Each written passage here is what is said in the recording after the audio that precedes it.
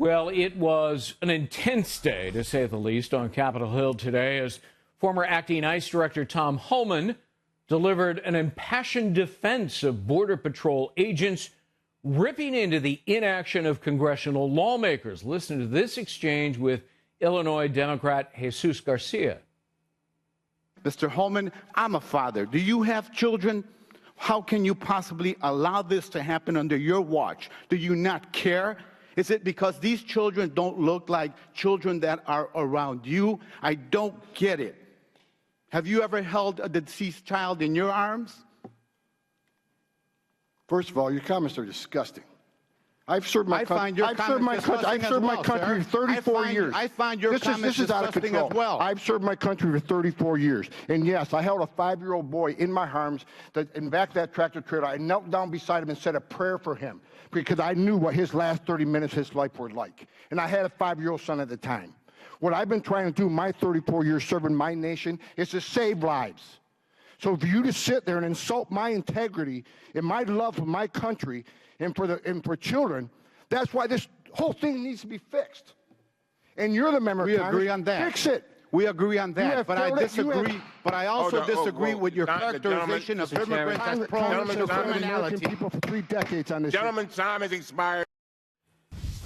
Joining me now is that gentleman, Tom Homan, former acting director of Immigration and Customs Enforcement. He's also a Fox Business contributor. Director Homan, thank you for being with us. It was quite a day today. The treatment of you was nothing short of appalling. In particular, Jesus Garcia, who accused you of being racist, which is what uninformed people do when they don't have a good argument. It appears to me that Representative Garcia is the racist here, and you were clearly, and said so, disgusted by it. How many lives have been saved by Border Patrol agents, sir? Just this past year, they've saved over 4,000 lives, but no one wanted to talk about that today. I was the only one want to talk about it. And yes, I was insulted by him and many others. Representative Gerald Connolly from Virginia, you know, he threw out dirt and wouldn't let me respond. This is about political theater. He ran out of there like a little girl. He's a coward, and he didn't want to hear my response because this was all political theater. These people don't want the American people to hear the truth. I said several times in this hearing, this is about transparency, but you won't let me respond to what you're saying. If this is a focus of Congress to push a false narrative and not let someone like me who spent 34 years on that border to speak to the issue, that tells you what this is all about. This is about resisting this president. This is about open borders. They don't want to hear the truth. Well, and I commend you for saying that they should be ashamed of themselves. Indeed, they should. You know, Director, for the longest time, mostly Democrats were saying, oh, there's no problem at the border. There's no crisis at the border. It's all a manufactured crisis. Well, now they've changed their tune, haven't they? Absolutely, and they're saying, no, they're talking about the appalling conditions in detention. And I was clear to them. I said, that's because you failed. The Secretary of Homeland Security, along with the head of Border Patrol, has been asking for months for supplemental funding to move people women and children, the Border Patrol facilities aren't built for them. They've been begging them for money to move into an HHS bed, but they just kept denying them and denying them and denying them. Even after they finally did approve the funding, you got people like Alexandria Ocasio-Cortez that didn't support the funding to make the conditions better. And she's still talking about detention conditions on the southwest border. And we wouldn't have any of this. There wouldn't be conditions on the southwest border that would be unwelcoming to these women and children. If they would have done their job and closed the loopholes we've asked them to close for 2 years. Yeah.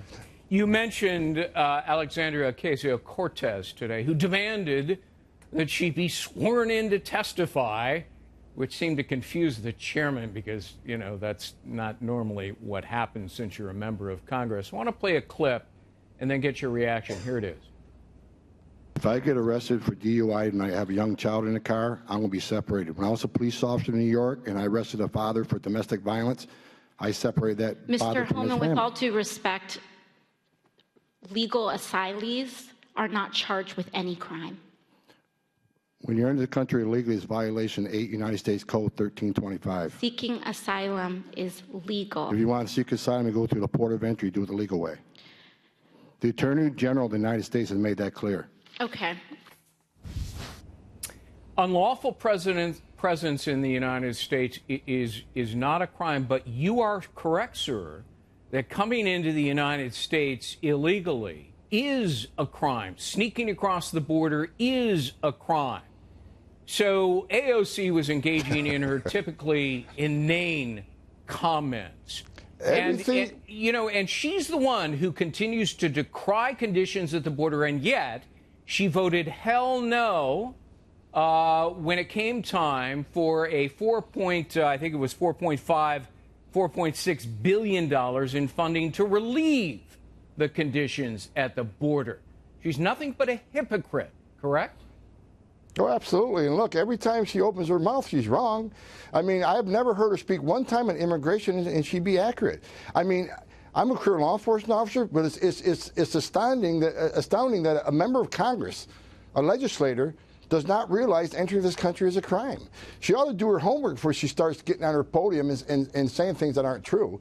She's the worst politician in that committee, and she doesn't know fact from fiction, and she's been a congressman for 6 months. Apparently, she's an expert at everything, but she's an expert at nothing.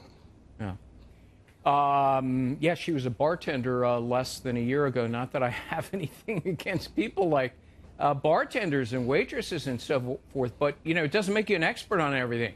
Most freshman members of Congress come in and they know enough to keep their mouths shut, to learn, observe, to listen.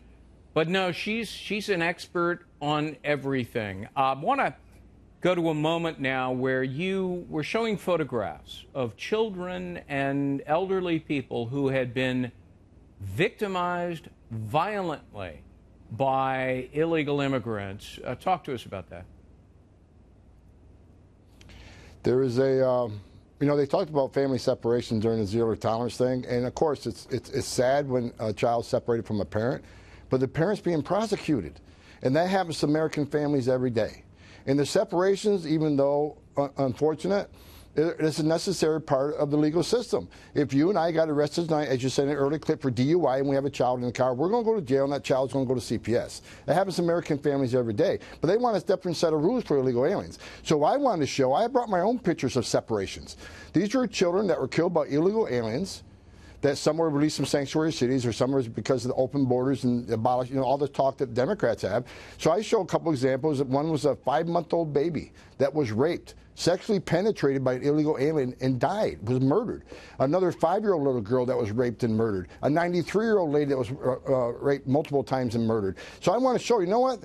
I agree, child separations are sad, but that's a temporary separation because of parents being prosecuted. Here's some separations that are forever. These parents will never see these children again, and they died a horrific death. So if you want to shed tears for, those separations, I get it. But how about shedding some tears for U.S. citizens that have been murdered, children have been murdered by the illegal aliens? I've met with these angel moms and dads. Every story's tragic, and you never get used to hearing them. But they don't want to talk about that. They want to keep pushing their false narrative to the American people, and I wasn't going to allow it today. I wasn't going to allow it. And Representatives Tlaib and Pressig, Tlaib was in tears today, because using the term illegal immigrant is derogatory and demeaning, and she seemed to be blaming you and others, and yet she's so dumb she doesn't realize it's actually in the law that Congress wrote. Illegal aliens, and you cited the statute, and there's another one as well. She ought to look them up. If she wants to change that language, she ought to change it herself. She's a member of Congress. Congress created that law with that language. Absolutely. There's another congressman who doesn't know the law. I mean, illegal alien is clearly spelled out in not only Title 8, the United States Code, the Immigration Nationality Act, which I can say was enacted by Congress, which she's a part of. Right. Do your homework. Before you get out there and attack this administration, attack the men and women of ICE and the Border Patrol, do your homework. At least do that so you can be accurate and truthful with American people. Don't you know the Mod Squad, their total knowledge and ultimate wisdom, and they decide everything. Tom Homan, thank you so much. I'm sorry you had to go through that today. It was unfair. Thank you, sir. I appreciate it.